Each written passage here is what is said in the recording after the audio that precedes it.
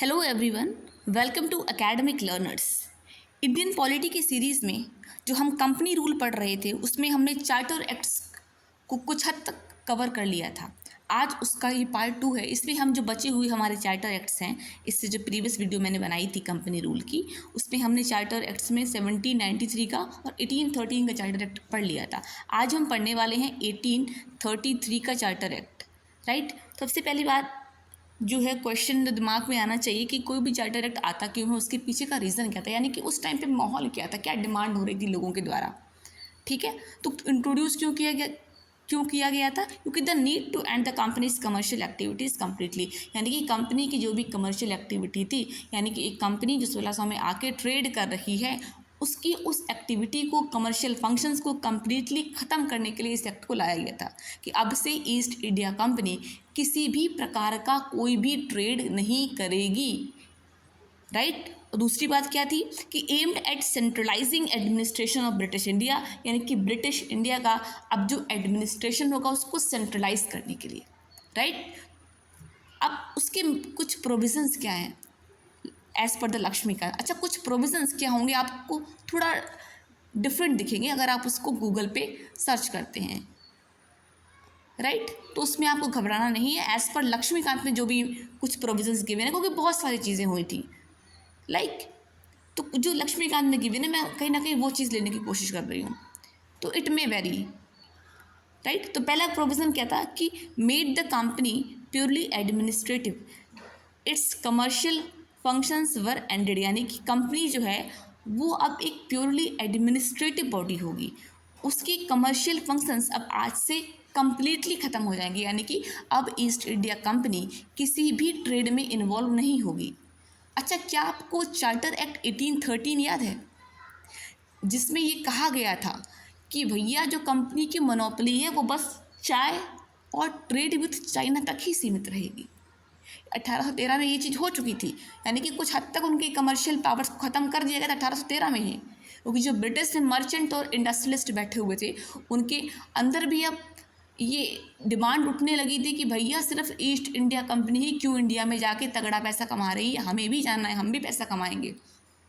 तो 1813 में उनकी 80% यू कैन से जो ट्रेडिंग पावर थी, जो कमर्शियल पावर थी, वो ख़त्म हो ही गई थी। और 20 साल बाद 1833 में पूरा कंप्लीट बैन लग गया कि अब आप ट्रेड कर ही नहीं सकते, अब आप प्योरली एडमिनिस्ट्रेटिव बॉडी हैं, आपको एडमिनिस्ट्रेशन देखना है। Right, and it designated the governor general of Bengal as the governor general of India, यानी कि इस एक्ट के द्वारा बंगाल का गवर्नर जनरल नहीं, अब वो क्या होगा, पूरे इंडिया का गवर्नर जनरल होगा, क्योंकि एडमिनिस्ट्रेशन को उन्होंने क्या किया है, सेंट्रलाइज कर लिया है। अब सिर्फ बंगाल तक सीमित नहीं है, पूरे इंडिया में फैल चुका है। राइट, और पहले गवर्नर जनरल ऑफ इंडिया थे कौन, लॉर्ड विलियम बेंटिक। अच्छा, दो क्वेश्चन बहुत इंपॉर्टेंट है कि first governor general of Bengal और first governor general of India, तो इन दोनों को तो बिल्कुल किसी भी एग्जाम में सबसे पहले ये तो क्वेश्चन पूछे ही जाते हैं। राइट, चलिए आगे बढ़ते हैं। स्टेब्लिश सेंट्रलाइज लेजिस्लेटिव काउंसिल, और इस एक्ट के द्वारा ही एक सेंट्रलाइज लेजिस्लेटिव काउंसिल इस्टेब्लिश हुई थी, plus added the 4th member to the governor general council, governor general की काउंसिल में एक चौथा मेंबर ऐड किया गया था। And it attempted to introduce open competition for civil services, यानी कि अच्छा उस टाइम पे क्या था कि सिविल सर्विसेज दो पार्ट में डिवाइडेड थी। Right, covenanted civil services and non covenanted civil services.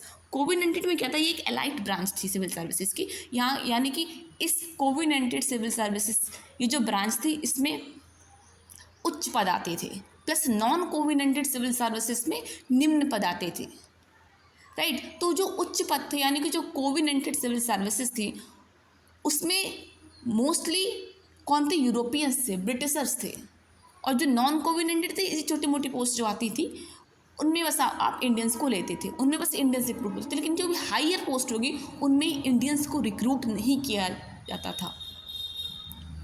Right, तो इसके बाद क्या डिमांड उठने लगी कि भाई आप ओपन कंपटीशन होगा, क्योंकि मिडिल क्लास जो थी उस टाइम पे, इंडियन मिडिल क्लास, वो कहीं ना कहीं इस बात की विरोध में आ गई थी कि भाई ये जो एलाइट ब्रांच है इसमें सिर्फ यूरोपियंस ही क्यों हैं, हम क्यों नहीं हैं, ठीक। लेकिन अच्छा बड़ा बहुत ज़्यादा बवाल हो गया था इस बात पर, क्योंकि जो कोर्ट ऑफ डायरेक्टर्स थे वो इस बात को मानने को तैयार ही नहीं थे। तो तो इसीलिए कहा गया कि ये चीज़ जो थी open competition for civil services, इस बात को उस टाइम पे इम्प्लीमेंट नहीं किया गया था। इसको इम्प्लीमेंट कब किया जाएगा, जब कंपनी का रूल कम्प्लीटली ख़त्म हो जाएगा। तो ये हम आगे जाके पढ़ेंगे किस एक्ट में इसको कम्प्लीटली इम्प्लीमेंट कर दिया गया था इस रूल को, right. And declare that Indians were eligible for public employment, वही यानी कि इस एक्ट के द्वारा ही डिक्लेयर किया गया था कि भैया जो इंडियंस है वो एलिजिबल है किसी भी पब्लिक एम्प्लॉयमेंट के लिए, राइट। तो ये जो प्रोविजंस थे ये किसके थे, चार्टर एक्ट ऑफ 1833। अब आगे बढ़ते हैं, चार्टर एक्ट ऑफ 1853 इंट्रोड्यूस क्यों हुआ था, क्योंकि एडमिनिस्ट्रेशन एंड सिविल सर्विसेज में रिफॉर्म की ज़रूरत थी, प्लस डिमांड उठ रही थी कि लेजिस्लेटिव रिफॉर्म्स भी आप लाइए। चलिए देखते हैं इनके प्रोविजंस क्या थे। पहला provision, did not specify any further period for the companies rule, first time not fix renewal. अच्छा, हमेशा क्या था कि कंपनी का रूल कितने साल तक होगा, 20 साल तक होगा या कितने साल तक होगा, ये टाइम पीरियड क्या था, फिक्स था। लेकिन ये पहली बार था जब इस बात को फिक्स नहीं किया गया था कि कंपनी का रूल कब तक रहेगा। दूसरी बात, introduced open competition examination for civil Indian civil services, Macaulay committee बनाई गई थी। ये जो हमारा ये वाला चार्टर एक्ट आया 1853 का, इसके एक साल बाद मैकाले कमेटी बनाई जाती है। And separated legislative and executive functions of governor generals council, और लेजिस्लेटिव प्लस एग्जीक्यूटिव फंक्शन जो थे गवर्नर जनरल काउंसिल के दोनों को अलग अलग कर दिया गया था कि भैया अब ये पर्टिकुलर जो काउंसिल है ये लेजिस्लेटिव की तरह वर्क करेगी और ये एग्जीक्यूटिव फंक्शन परफॉर्म करेगी, ठीक है। नियम ये बनाएंगे, इम्प्लीमेंट ये करेंगे, ठीक है। And expanded the legislative council included 6 new legislative members, 4 from provinces as representatives. और लेजिस्लेटिव काउंसिल के जो मेंबर्स थे उनको लेजिस्लेटिव काउंसिल को एक्सपेंड कर दिया गया था, प्लस ये 6 नए और मेंबर आ गए, जिसमें से जो 4 मेंबर होंगे, यानी कि 2 जो मेंबर्स होंगे वो तो आपके भैया ब्रिटिशर्स होंगे, लेकिन जो 4 मेंबर्स होंगे वो हमारी प्रोविंसेस से होंगे, क्योंकि समझता कौन है, ये जो पूरी प्रोविंसेस में जो लोग रहते हैं यहाँ पे कैसे नियम होने चाहिए समझेगा कौन, ये तो हम समझेंगे ना। अब कोई दूसरा आके नियम बना रहा है, शायद उसे उस कल्चर की नॉलेज ना हो उस लेवल पर, यहाँ के लोग कैसे हैं, यहाँ का कल्चर कैसा है, इसलिए ये डिमांड की कि भाई लेजिस्लेटिव काउंसिल में कुछ मेंबर्स हमारे होने चाहिए। तो 2 ब्रिटिशर्स प्लस 4 इंडियंस जो प्रोविंसेस से हैं, कौन कौन सी प्रोविंसेस, मद्रास, बंगाल, आगरा, राइट।